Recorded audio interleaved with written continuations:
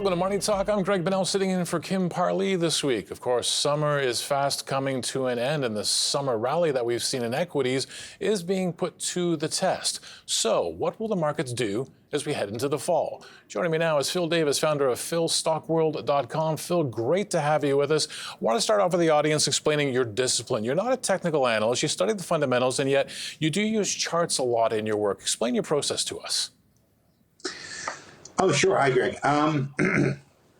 We're fundamentalists, and what we do is basically we will analyze the top 10 positions on the NASDAQ and the top 20 positions on the S&P.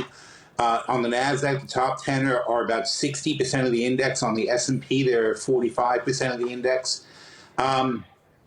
So, when you know what those companies are going to do, in fact, we call the NASDAQ the Apple DAC because Apple's 20% of the NASDAQ now, so it really only matters what Apple does.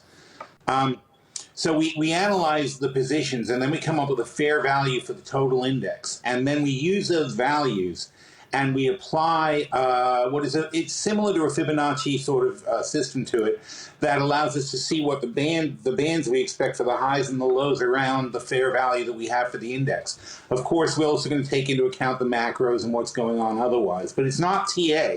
We just put it on a chart to illustrate where things are going. But All right. It's really numbers. We did it on a spreadsheet in the old days. Spreadsheet on the old days. You are putting on the charts now. We actually have a chart now that we can show the audience about some of those bands you were talking about, the S&P. We're going to throw it up and, of course, walk us through this. I'm seeing a couple lines here, strong bounces, weak bounces. Explain it all to me. Mm-hmm. Well, we have something called the 5% rule, and the 5% rule is saying that the market tends to move in 5% increments. As I said, it's a sort of an offshoot of Fibonacci retracements, but more for the computer age. In other words, it's not natural movements. These are computerized movements because 90% of trading is computers these days. Once we establish our baseline, which in this case is 4,000 on the S&P, we then show the moves up and down from 4,000. Now, in this case, not a coincidence at all. We topped out at 4,800, which is 20% above the 4,000 line. And then if we divide that, the 800 point gap by 5, you have 5 blocks of 160 points in which it moves. The first two are going to be the strong bounce and the weak bounce, and then the strong bounce, each 160 points apart. Those are the lines that we consider, based on other factors, to be the top of the range, because we just don't see the valuations justifying a move higher, nor are the macros at this time being supportive of a higher move. So, it's like a river that's going to go a certain way, and you can predict it very well, but then if it rains a lot, you've got to say, okay, well, maybe it's going to go a little more this way or a little more that way. That's what this is. It's basically, there's a flow of of what people are willing to pay for stocks, but then those are affected sometimes by a frenzy in the NASDAQ, or if people think things are getting better, or they think the Fed is going to loosen. Whatever it is, it adjusts people's trading patterns, but only within a certain range. You still don't expect the river to make a sudden right turn and go, to another town. It doesn't work that way. That's a great way to explain it. As you said, even though you had this chart and walked us through the method, you're not a technician, you study the fundamentals. So let's talk about the fundamentals. I mean, what we were worried about in the first half of the year that spurred that sell-off, we're still worried about those same things. So heading into the fall, what do we need to be mindful of?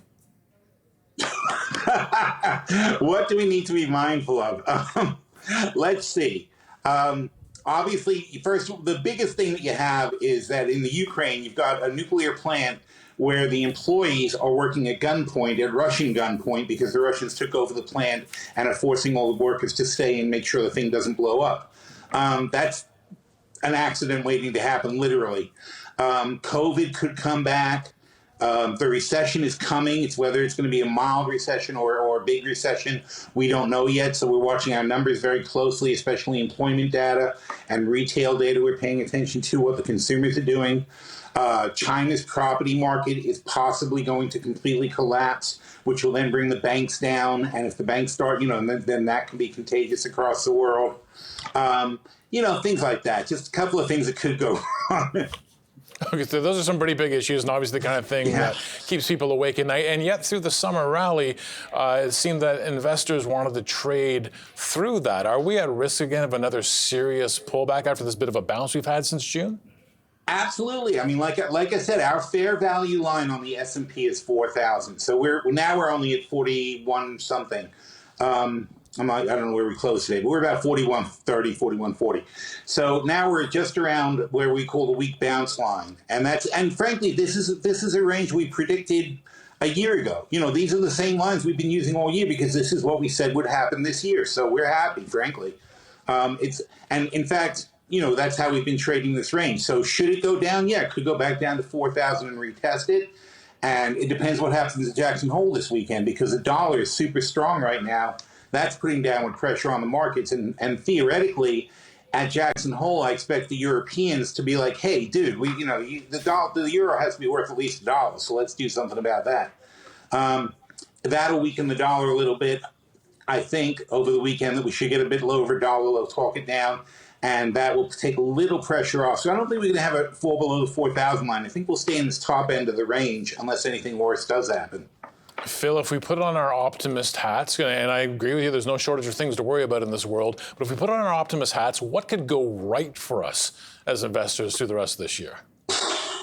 Well, I mean, the dollar weakening isn't really something going right, but it would help the markets. Inflation could calm down. The Fed could calm down about inflation and say we're only going to have to tighten 50 points next meeting, maybe 25 after that. As soon as people hear the word 25 coming out of the Fed's mouth, they're going to be, rolling back into the stocks. The new vaccines coming out in September could actually make a huge dent in COVID, and we can sort of put that in the past. That would be huge, especially if China can start opening back up. That would be gigantic.